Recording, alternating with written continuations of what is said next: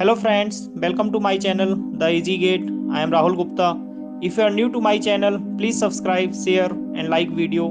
Don't forget to press the bell icon to get the latest update and provide your valuable comments. Hello everyone, welcome to the Educate. कैसे हैं आप लोग? I hope आप लोग सब सही होंगे और आपकी प्रिपरेशन भी अच्छी चल रही होगी और आप गेट 2021 के लिए बिल्कुल अच्छी तरीके से तैयार हो रहे होंगे। तो अपनी वीडियो कुछ डिसकंटिन्यू हो रहे हैं अभी अभी मैं थोड़ा सा बिजी हूँ, आपको पता है, मैंने पिछली वीडियो में भी आपको बताया था। बट कोई बात नहीं, मैं आपके साथ हूँ और अभी अभी हूँ और हमेशा रहूँगा और मैं आपके टच में हमेशा रहूँगा। तो सबसे पहले तो मैं आपको ये अनाउंस करने वाला हूँ कि मैं बहुत जल्द इस चैनल पे लाइव क्लास लेना चाहता हूँ। मेरी एक इच्छा है कि मैं अपने सारे स्टूडेंट से इंटरेक्शन करूँ। तो आप लोग मुझे कमेंट करके ज़रूर बताओ कि मैं वो लाइव सेशन कब रखूँ, किस दिन रखूँ और कौन से टाइम पर रखूँ, ताकि मैं सभी स्टूडेंट से, अपने प्यारे स्टूडेंट से, सभी से इंटरेक्शन कर सकूँ। मैं जस्ट एक इंटरेक्शन करना चाहता हूँ। जितने भी स्टूडेंट मेरे साथ हैं, मेरे साथ खड़े हैं, उनका प्यार मिल रहा है, मैं सबके साथ एक इंटरेक्शन करना चाहता हूँ।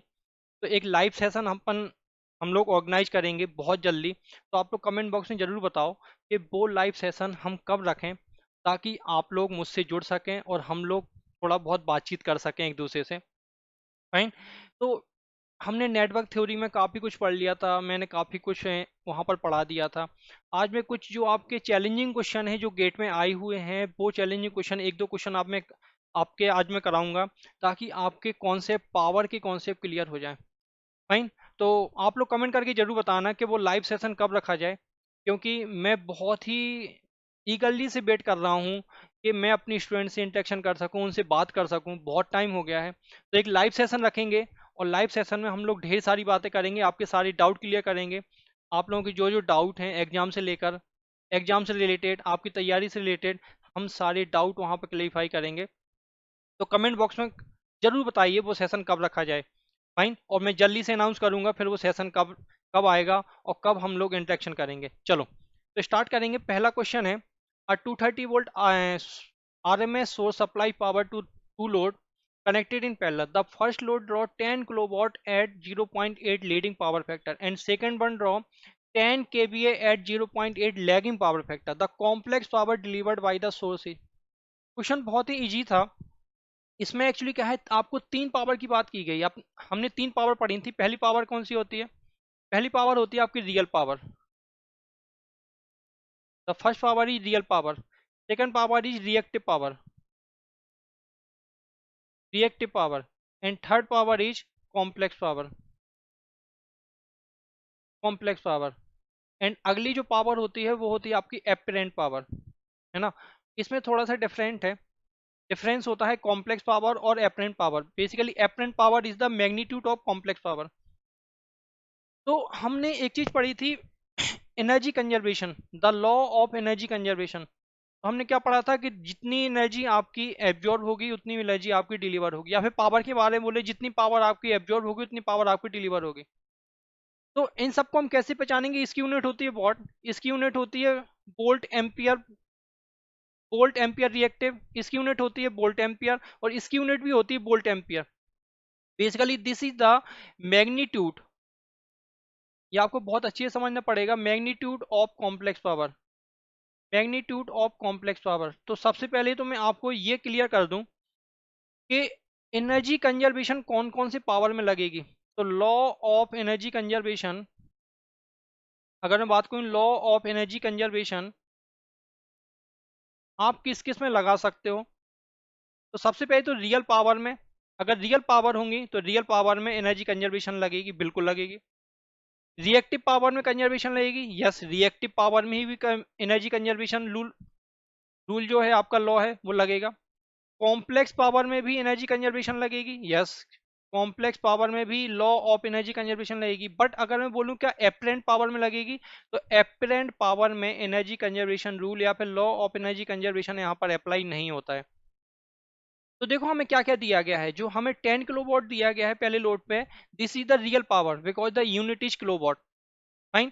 एंड सेकंड, सेकंड हमें क्या दिया गया है? सेकंड हमें दिया गया है 10 kVA। kVA का मतलब हमें एपरेंट पावर दी गई, मैग्नीट्यूड दिया गया हमें, एपरेंट पावर दी गई है कितनी है 10 kVA। तो हम इस चीज पर यहाँ पर एनर्जी कंजर्वेशन या फिर पावर कंजर्वेशन हम यहाँ पर नहीं लगा सकते। यहाँ पर हम ये नहीं बोल सकते कि जितनी पावर आपकी एब्जॉर्ब होगी उतनी पावर आपकी डिलीवर होगी। पूछा क्या है उसने, उसने कॉम्प्लेक्स पावर पूछी है, वो भी सोर्स से। अब आप ध्यान से सुनना, इसमें दिया क्या है, दो लोड है, ध्यान से सुनेंगे, दो लोड है। पहला लोड है लोड वन, लोड वन, जिसमें हमें क्या दिया गया है, रियल पावर दी गई है, कितनी है देख लेते हैं। रियल पावर है आपका 10 kilowatt, 10 kilowatt, fine, sorry 1 kilowatt नहीं 10 किलोवाट। और जो पावर फैक्टर दिया गया है वो कितना दिया गया है, जो पावर फैक्टर दिया गया है वो दिया गया है 0.8, वो भी कौन सा, लैगिंग और लीडिंग, यस आपको दिया गया है लीडिंग। सबसे पहले तो हमें यही जानना था कि उसका नेचर कैसा है, लीडिंग। और जो लोड 2 है उसमें हमें क्या दिया गया है, उसमें हमें दिया गया है एस, मतलब मैग्नीट्यूड ऑफ एस लिखूंगा अगर मैं, मैग्नीट्यूड ऑफ एस, वो दिया गया है आपको एस टू बोल दूं मैं, magnitude of S two, that means 10 kVA। और पावर फैक्टर कितना दिया गया है, पावर फैक्टर दिया गया है 0.8, बट यहाँ पर पावर फैक्टर कैसा है, लैगिंग, लैगिंग। अब देखो ये पावर फैक्टर अप्रोक्स, ये पावर फैक्टर 1 तो है नहीं, मतलब थीटा की वैल्यू 0 नहीं है, मतलब प्योरली रेजिस्टिव तो है नहीं, और ना ही जीरो है, ना ही जीरो है, इसका मतलब पावर फैक्टर जो आपका लोड है ना ही आपका प्योरली कैपेसिटिव और आपका इंडक्टिव। इसका मतलब लोड वन कैसा होगा, लीडिंग पावर फैक्टर कहां पर होता है, आरएल सर्किट में या फिर आरसी सर्किट में। तो हमें इतना पता है लीडिंग का मतलब होता है जहां पर करंट आपकी लीड करे, और करंट कहां पर लीड करती है, आरसी सर्किट में। इसका मतलब जो अपना लोड होगा वो एक सीरीज आरसी सर्किट होगा, और लैगिंग का मतलब है कि ये एक सीरीज आरएल सर्किट होगा। अगर प्योरली रजिस्टिव होता तो पावर फैक्टर कितना होता, वहां पर पावर फैक्टर होता 1। अगर प्योरली कैपेसिटिव और प्योरली इंडक्टिव होता तो पावर फैक्टर कितना होता, 0। बट यहाँ पर पावर फैक्टर ना तो 0 है ना ही 1 है, 0.8 है। इसका मतलब load one is the combination of RC circuit, load two is the combination of RL circuit. इतना हमें क्वेश्चन से हमें इतना पता लग गया है। तो आपने पढ़ा था आरएल और आरसी सर्किट में, मैंने आपको पढ़ा भी दिया है, जिन्होंने नहीं पढ़ा है वो जल्दी से जाकर आरएल और आरसी सर्किट का सीरीज कॉम्बिनेशन का पावर ट्रायंगल देख लेंगे। पावर ट्रायंगल हम वहां पर कैसे बनाते हैं, अगर आरसी सर्किट है तो हम पावर ट्रायंगल कैसे बनाते हैं, यहाँ होती है P1, यहाँ होती है QC, और यहाँ होती है आपकी एपरेंट पावर S1, और ये होता है थीटा 1। तो अगर आप यहाँ से थीटा निकालोगे तो थीटा की वैल्यू आएगी कितनी, इसको बोल लेता हूँ मैं थीटा 1, इसको बोल लेता हूँ मैं थीटा 2। तो थीटा 1 की वैल्यू कितनी आएगी, cos inverse 0.8, 36.86 degree, cos inverse 0.8 that mean 36.86 degree. ठीक है, हमें S1 निकालना है। S1 हम क्या लिखेंगे, S1 हम लिखेंगे कॉम्प्लेक्स के फॉर्म में, कॉम्प्लेक्स के फॉर्म में लिखूंगा मैं, लिखूंगा P1 माइनस JQC। ठीक है, अब यहाँ पर आते हैं, यहाँ पर RL है तो पावर ट्रायंगल कैसा बनेगा, दिस इज P2, इस डायरेक्शन में होगा QL, और यहाँ पर होगा S2, यहाँ पर होगा S2। ठीक है, ये एंगल होगा थीटा 2। थीटा 2 की वैल्यू कितनी आएगी, थीटा 2 की वैल्यू भी सेम आएगी 36.86 डिग्री, 86 डिग्री। तो S2 इक्वल टू क्या लिखोगे आप, P2 प्लस JQL। बिल्कुल कन्वेंशनल मेथड आपको अच्छे से जाननी है कि बेसिकली इस क्वेश्चन में हो क्या रहा है, हमें करना क्या है। ठीक है, S1 की वैल्यू कितनी आएगी, P1 माइनस JQC, और S2 की वैल्यू आएगी P2 प्लस JQL। इसका मतलब आपके पास एक सोर्स है, मैं यहाँ पर बना देता हूँ, एक सोर्स है, इसमें दो लोड लगे हैं, एक R एक L,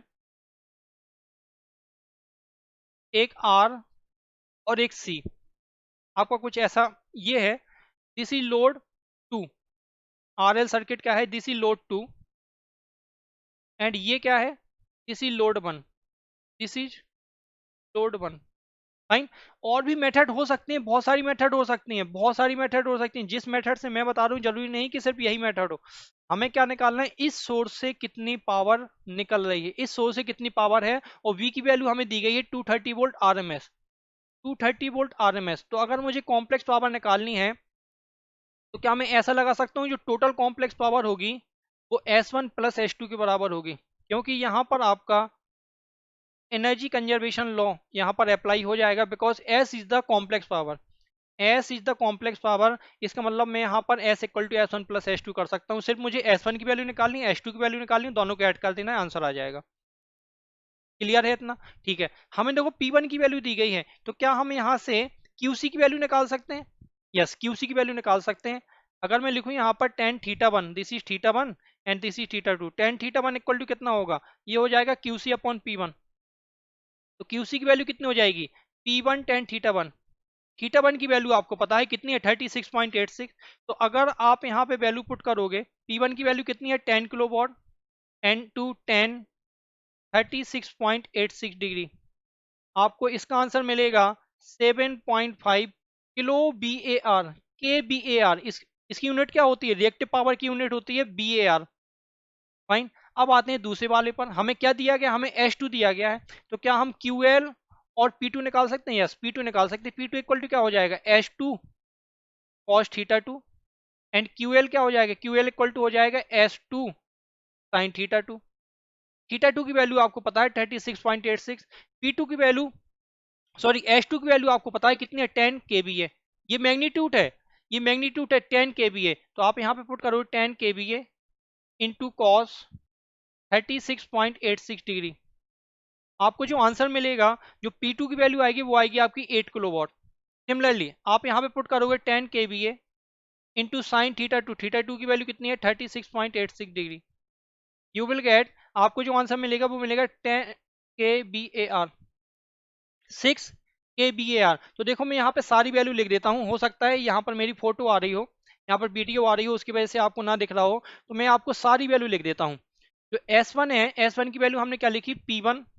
देखेंगे S1 equal to P1 minus JQC, और जो H2 इक्वल टू लिखा है वो हमने लिखा है P2 plus JQL।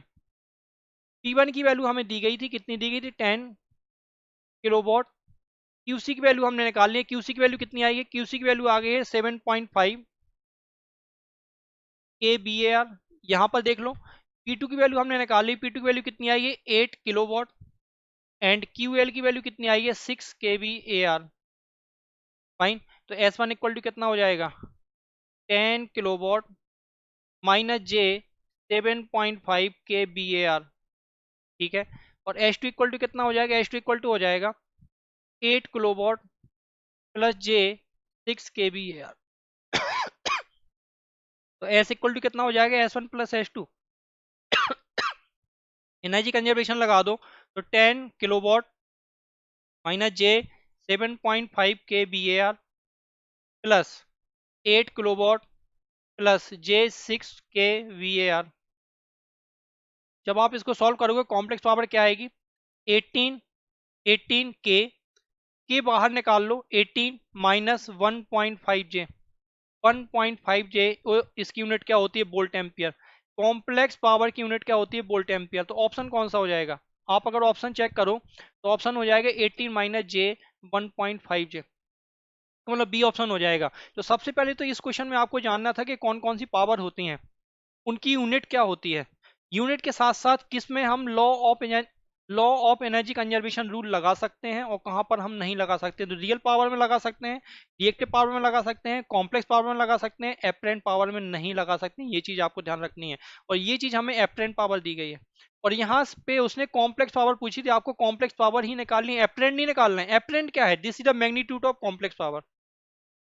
I hope आपको ये वाला क्वेश्चन समझ में आया होगा कि इस क्वेश्चन में हमें बेसिकली करना क्या था। बढ़ते हैं जरा अगले क्वेश्चन की तरफ। अगला क्वेश्चन है, a 240 volt single phase AC source is connected to a load with an impedance of 10 angle 60 degree Om.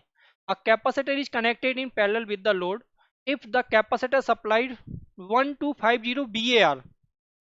VAR इसका मतलब क्या दिया हमें? रिएक्टिव पावर दिया। The real power supplied by the source is, सुनेंगे में क्या दिया गया है कि आपके पास एक सोर्स है इसकी वैल्यू है 240 वोल्ट, और अगर उसने आरएमएस नहीं बोला है तो हम तो इसको आरएमएस लेकर ही चलेंगे हमेशा। ठीक है, आपके पास एक लोड है, एक लोड है, और वो लोड कितना है? वो लोड है बेटा आपके पास 10 एंगल 60 डिग्री।